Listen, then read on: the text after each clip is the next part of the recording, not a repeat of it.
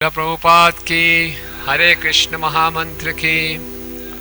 भगवान श्री कृष्ण की अचिंत्य शक्तियां हैं और उनमें सबसे महत्वपूर्ण शक्ति है उनकी कृपा शक्ति।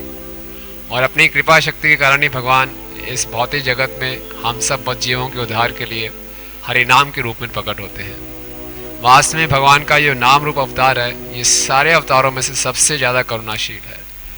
इस संसार में भगवान अर्च विग्रह के रूप में ही प्रकट होते हैं, लेकिन अर्च विग्रह की सेवा के लिए कुछ योग्यता चाहिए। नहीं, भगवान के नाम को कोई भी बदजीव, पापी से पापी, अपराधी से अपराधी व्यक्ति किसी भी स्थान, किसी भी दशा, किसी भी दिशा में ले सकता है।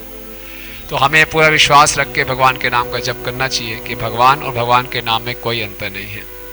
प्रारंभिक अवस्था में हमारा ये विश्वास नहीं हो सकता, लेकिन जैसे श्रील प्रभुपाद भगवद गीता के इंट्रोडक्शन में बताते हैं कि भगवद गीता को समझने के लिए आवश्यक है कि कृष्ण परम पुरुषोत्तम भगवान है।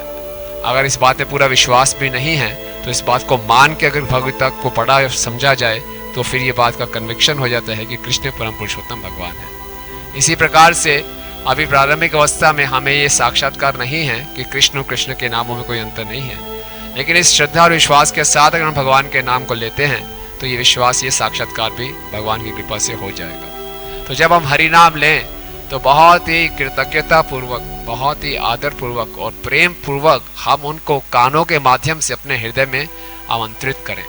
श्रील प्रभुपाद इसको नाम देते थे aural reception, receiving through the ears. तो भगवान उपलब्ध हैं हमारे हृदय में प्रवेश करने के लिए। हमने उनको बहुत ही आदर से, प्रेम से और कृतज्ञता से उनको पुकारना है कि आइए और हमारे हृदय में निवास कीजिए।